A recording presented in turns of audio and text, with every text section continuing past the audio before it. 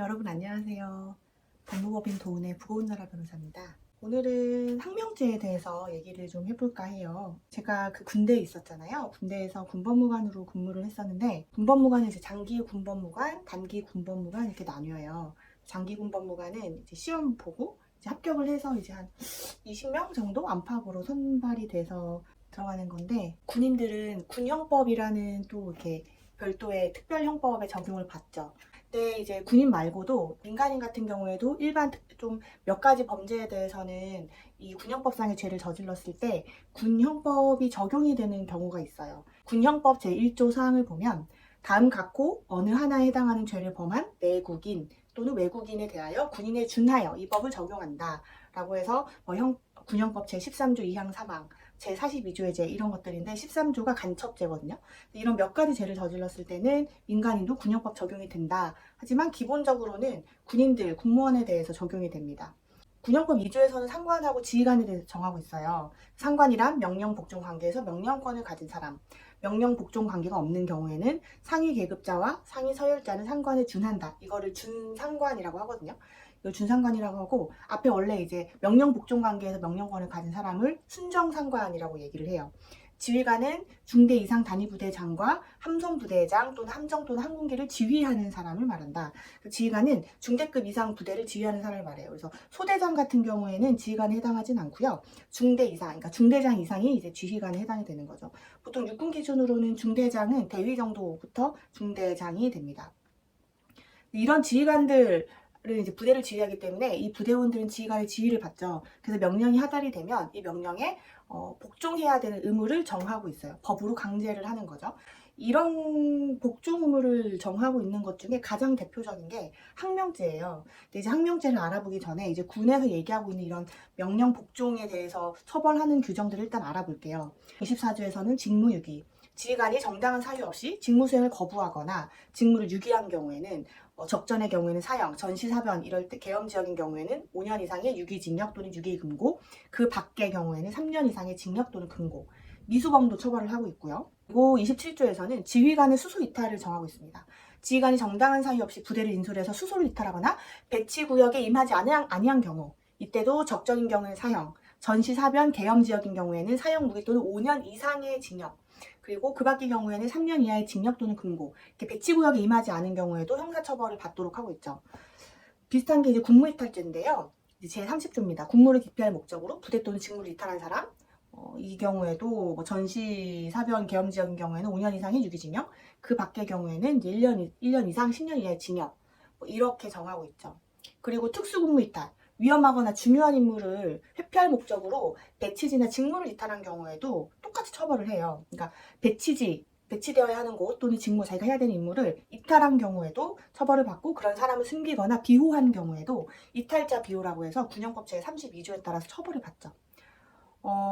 이제 항명죄로 가보면 이제 제44조입니다. 이게 군인들이 가장 무서워하는, 이제 평소에도 좀 많이 문제가 되는 건데 최상병 때도 이게 많이 문제가 돼서 뉴스에 나왔었잖아요.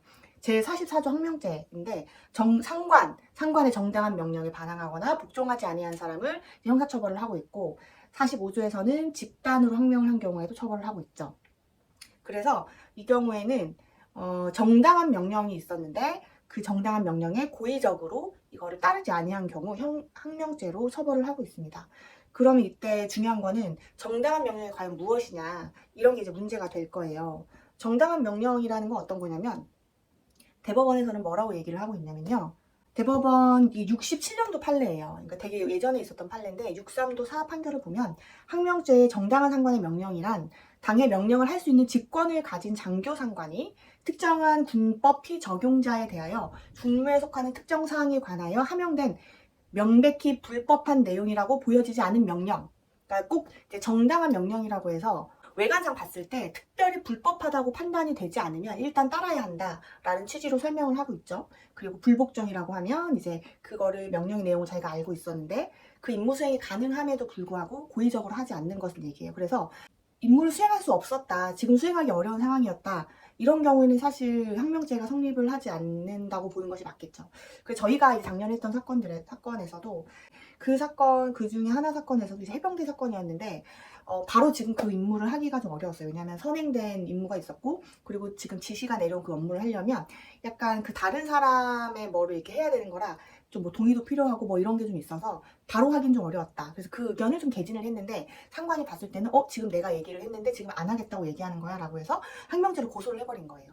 그래서 이게 문제가 됐었는데, 이제 저희가 뭐 즉시 이행할 수 없는 사유가 있었고, 그리고 이거는 최종적으로 우리가 안 하겠다라고 최종 의사를 밝힌 게 아니라 의견을 교섭하는 과정에서 의견을 한번 개진한 것 뿐이지 최종적으로 고의적으로 안 하겠다고 했던 건 아니었다. 그리고 그 임무 수행 자체가 그 즉시 혼자 하기에는 좀 어려운 임무였고, 선행된 다른 임무가 있어서 거의 의견을 피력한 거다라고 이렇게 항변을 해서 군검찰에서 조사를 받을 때 같이 조사를 받았고, 그래서 혐의 없음 처분을 이제 작년에 받은 적이 있거든요. 그 대표적인 사례였는데, 고의적으로 불복종을 한다는 건 좀 그런 의미가 있죠. 근데 이제 문제가 되는 건, 이제 뉴스에도 나왔는데, 항명죄에서 정당한 명령이냐 위법한 명령이냐 하는 거는 사실 법률적으로 판단을 해야 되는 거라, 군인들이 명령을 받았을 때 바로 그걸 판단하기가 좀 어려워요. 이거 전문적인 판단이거든요. 이런 뉴스가 보도가 됐어요. 지휘관들 소극적 항명 고백, 부당 명령, 명확한 법적 기준이 필요하다. 상당히 쉽지 않은 일인 거는 맞는 것 같아요. 이런 이유 때문에 평소에도 좀 항명죄로 입건되는 군인들이 꽤 있는 편이에요. 이게 징계사유에서는 지시불이행이라는 거랑 좀 이렇게 일맥상통하는 것들인데, 이 지시불이행 같은 경우에는 워낙에 그 범위가 방대하다 보니까 사실 거의 혐의를 벗어나는 게 사실 쉽지가 않아요. 그리고 일단 지시불이행으로 입건을 하거나 항명을 하게 되면, 이건 이제 그 상명하고 기관에서 군에서 이제 되게 군 생활을 하는데 좀 좋지 않은 영향을 미치고, 그래서 군인들이 되게 두려워하거든요. 이미 이걸 입건했다는 것 자체가 처벌을 하겠다는 그런 그 기관이나 상급자의 의도가 분명한 사건이기 때문에 사실 굉장히 어려운 사건인 거는 맞습니다. 오늘은 군형법상의 항명죄 그리고 상명하복 등에 대해서 알아봤고요. 다음에는 항명에 대한 승소 사례로 찾아뵙도록 하겠습니다. 법무법인 도은이었습니다.